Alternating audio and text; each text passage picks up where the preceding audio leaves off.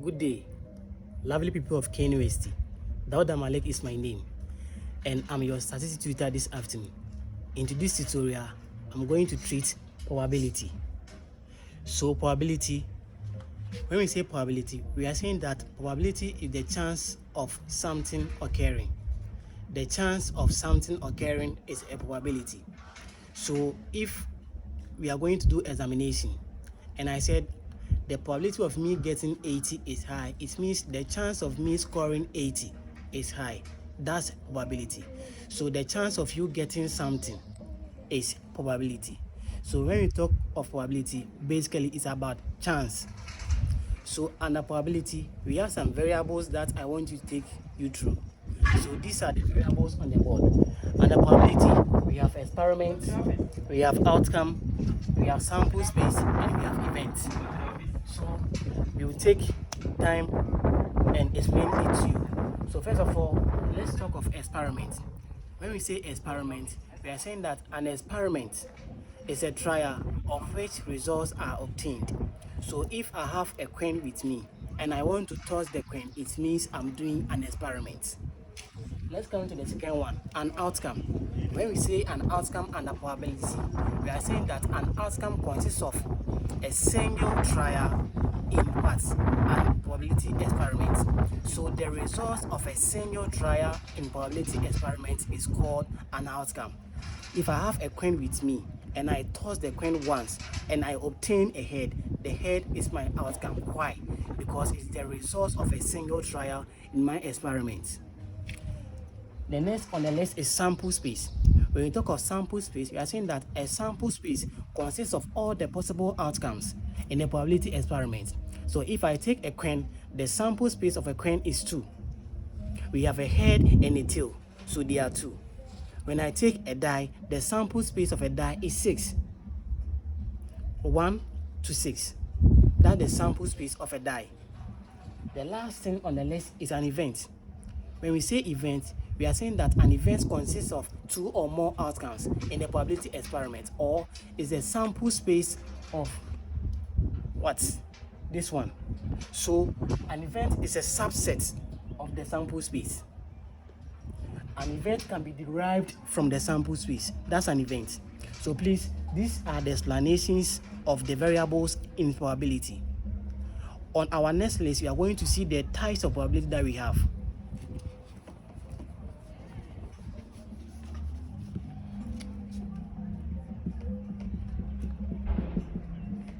So in probability, we have 3 main types of probability. The first one is classical probability. The second one is empirical probability.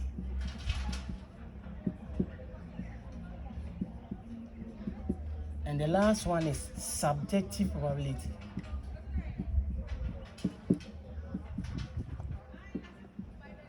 These are the 3 types of probability that we have. So I'll take my time and take you through. Let's take the first one, classical probability. When we say classical probability, we are saying that it's what? An outcome of an event over the sample space. So mathematically, classical probability is denoted by P of E. That is, probability of an event is equal to outcome over sample space. So mathematically, this is what classical probability represents. So the probability of an event is equal to an outcome of an event over the sample space. So I want us to do this example. A die is tossed. Find the probability of you getting a 7. We all know that the sample space of a die, 1, 2, 3, 4, 5, 6. So a die has 6 sample space. So if you are asked, a die is tossed, find the probability of you getting a 7. You see, there is no 7 in the sample space. So the results become 0 over 6 because there's no chance of 7 occurring here. A die is tossed, find the probability of you getting a 1. The probability of you getting a 1 is 1. So it is what? 1, that's the outcome, over the sample space, that's 6. A die is tossed. Find the probability of you getting an even number. So the probability of you getting an even number in a die are 3. 2 is an even number, 4 is an even number, and 6 is an even number. So we have, in all, we have 3 even numbers here. So the probability of we getting an even number is 3 over 6, making 1 over 2. That is half. This represents the classical probability. So the outcome of an event over the sample space. Now, let's go to the second aspect of probability. That's empirical probability. We are saying that with the empirical probability, it deals with the relative frequency of a distribution. And I hope in the previous tutorial, we all understood what is meant by the relative frequency of an event. So here, we'll be giving a distribution, we're giving a class, and its what corresponding frequency. So we have to what? Find the total frequency. Then we divide the frequency of that particular class we've been asked to find over the total frequency. So with the empirical probability, let's consider this example. For instance, we have accident here, we have frequency here. So accident type, so we have type of accident. So we have serious accidents, we have moderate accidents, and we have not serious accidents. We have not serious accidents. So with the serious accidents, the probability or the frequency were 10. With the not serious, it was 15, and the not serious is what? Is 5. So with the serious, we have 10, the moderate is 15, and the not serious is 5. So a question here can be like, find the probability of you getting a patient who sustained moderate accident. So the probability of you finding a patient who sustained a moderate accident means we are focusing on this aspect. So first of all, we have to find our total frequency. So we add all the frequencies, then we get what? We get 30. So sigma f is equal to 30. So because we've asked to find moderate what? Accident sustained by a patient, it means we will divide the frequency of this class over the total frequency. So the answer will become what? 15. That's the what? The frequency of that particular accident over the total frequency. That's 30. So we get what? 1 over 2. So this also represents the empirical probability. So with the empirical probability, we use the relative frequency of an event in solving them. The last aspect of probability is the subjective probability. With the subjective probability, we are saying that it deals with educational guesses, estimate, and intuition. So with this, we guess on what will happen in the near future. So when one guesses, it means that that person is engaging in a subjective probability. So we know exams is approaching. So if I tell you the probability of you scoring 80, your next coming exams is 2. It means I'm guessing. This is what educational guesses, and I'm engaging in a subjective probability.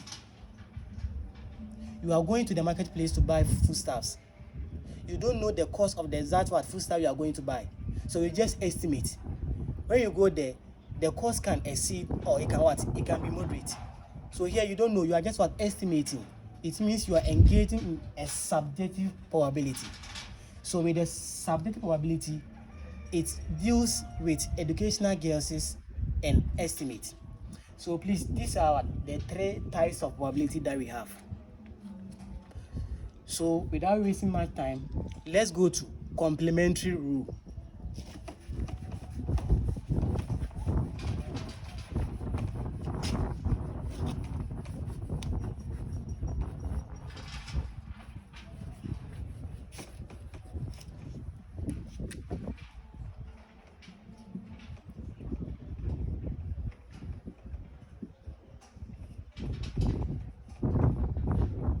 With the complementary the complementary rule, we are talking about complements of an event. And I hope you all know complements that's set in our various SHS. So we have universal sets, that is 1, 2, 3, 4, 5 like this. And let's say we have set A. Set A, the members are, let's say, 2 and 4. So if you want to find the complement of A, it means what is in the universal set that cannot be found in A. That is A complement. So if you are asked to find A complement, it means the members in the universal set that cannot be found in A is A complement. So here, the A complement will be what? Will be 1, 3, and 5. That's complement. I'm teaching you this so that when you move on to this, it will become a mere formality for you. So when you talk of complement, that's what we want to know.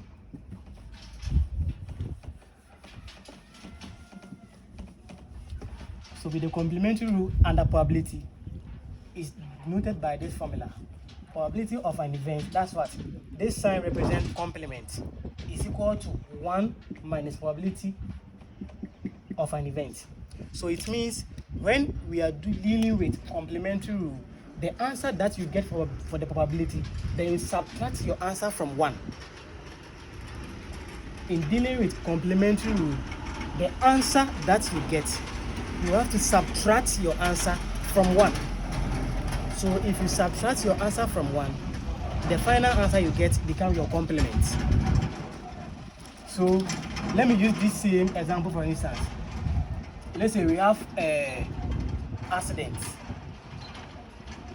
We have accident types. And we have frequency here. So we have serious accidents. We have moderate. And we have not serious. So let's say here, the frequency is, let's say, 10, here is 5, and here is 15. Please, with complementary rule, let's say a question is given. For you to determine that this question is demanding you to use your complementary rule formula is where you hear not. So whenever you hear this word not, it means you are dealing with complementary rule. So let me give you this example. These are the type of accidents. So a question will be asked like this. Find the probability of a patient not experiencing a serious accident. So the probability of a patient not experiencing a serious accident means we will find the relative frequency of what? We will find the relative frequency of this one. So it's what? 15. So we have to first calculate the total frequency. That is 30. We add all this, we get 30. So the probability of a patient not experiencing a serious accident. Not experiencing a serious accident. This is a serious accident. This is a serious accident. So not experiencing a serious accident is 10. So it is what? 10 over 30, making 1 over 3. So with this 1 over 3, then we subtract this answer from 1. So it will be 1 minus 1 over 3. So if you point this on your calculator, the final answer you get becomes your complementary rule answer.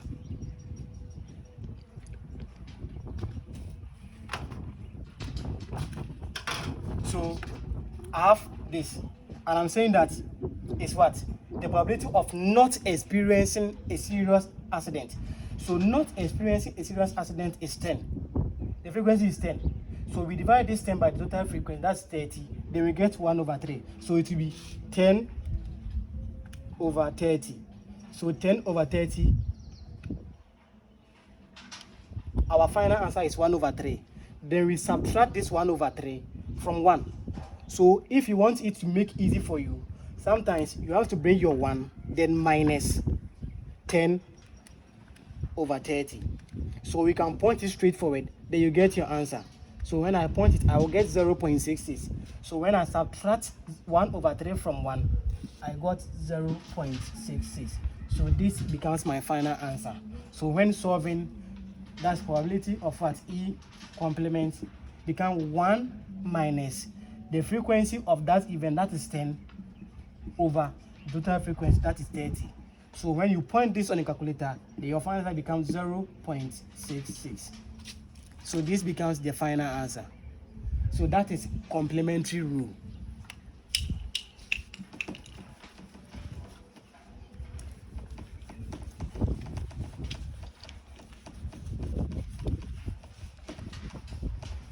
So in all, with complementary rule, I've shown you a simple way of calculating them.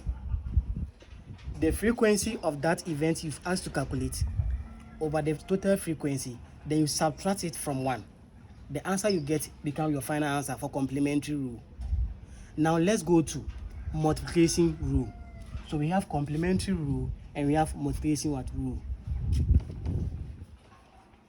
So with the multiplication rule,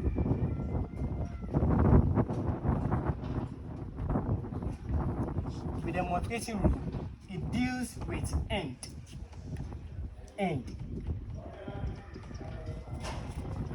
As the complementary rule deals with not, the multiplication rule also deals with end.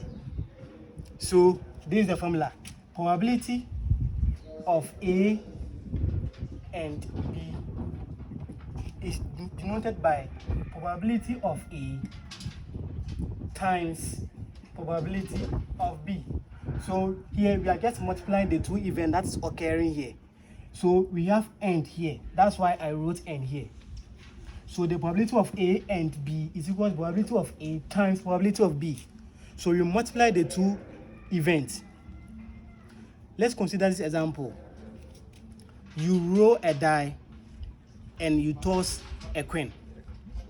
Find the probability of you getting a head and rolling a 6. A die is rolled and a coin is tossed. Find the probability of you getting a head and obtaining a 6. So the probability of you getting a head,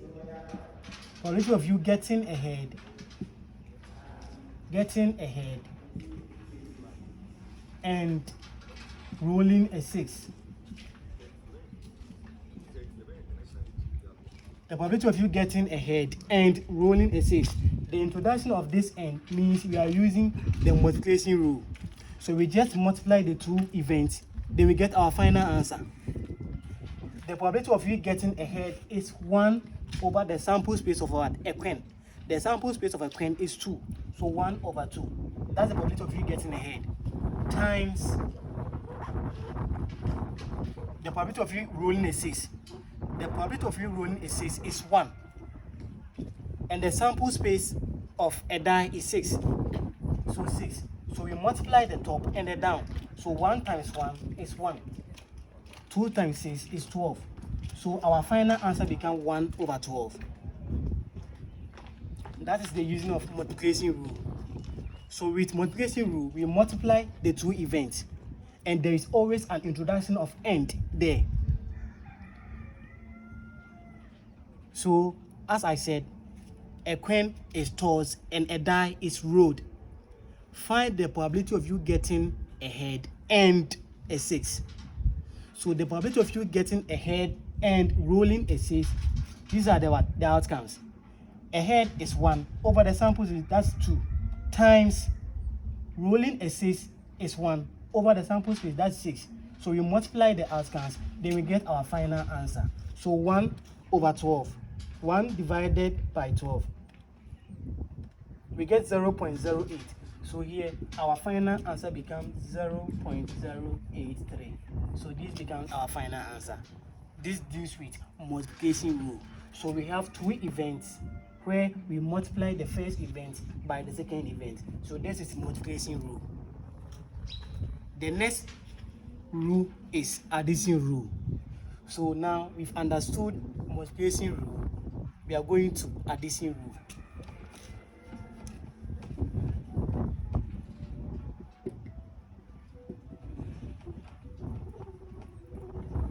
So the addition rule also deals with all. The addition rule also deals with all. Multiplication rule deals with end, but addition rule deals with all.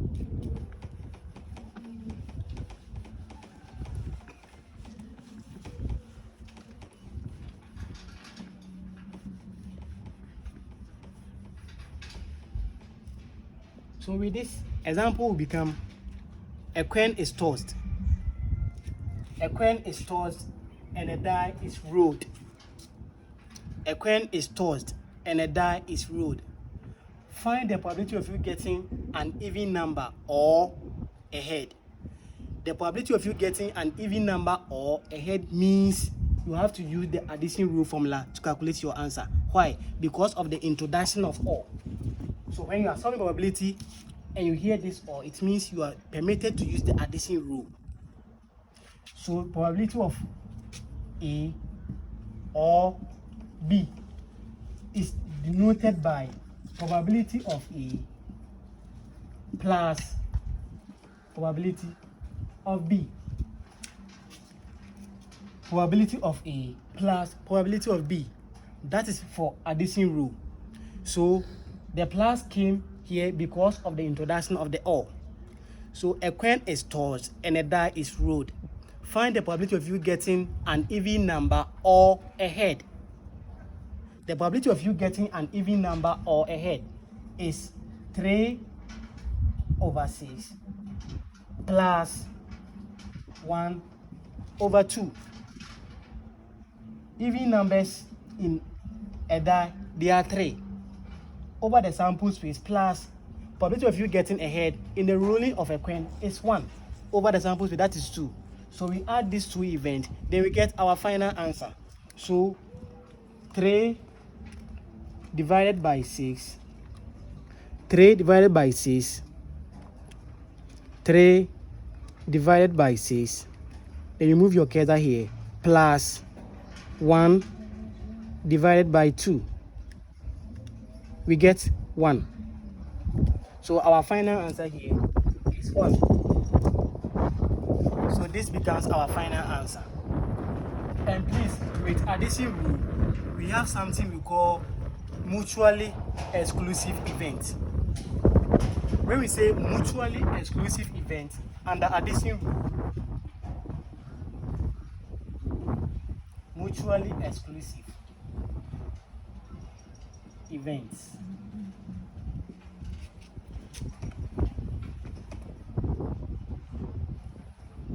We have mutually exclusive events. So with the mutually exclusive event, it's very, very simple. We are talking about intersections. So when we say mutually exclusive event, to make it simple for us, it means intersections. So you'll be given a question whereby there are some intersections in it, and whenever we are using mutually exclusive events in addition rule, it means we have to extend our formula. So at first the formula was probability of A or B, and it was denoted by what? Probability of A plus probability of B. But when we are dealing with mutually exclusive events, we have to subtract the intersection from it. So we subtract the what? The intersection from it. So we are going to do a question, then I'll show you why it is what? A mutually exclusive event. So a coin is tossed and a die is rolled. A coin is tossed and a die is rolled. Find the probability of you getting an odd number or a number less than 3. A coin is tossed and a die is rolled. We should find the probability of getting an odd number. Probability of getting an odd number or a number less than 3.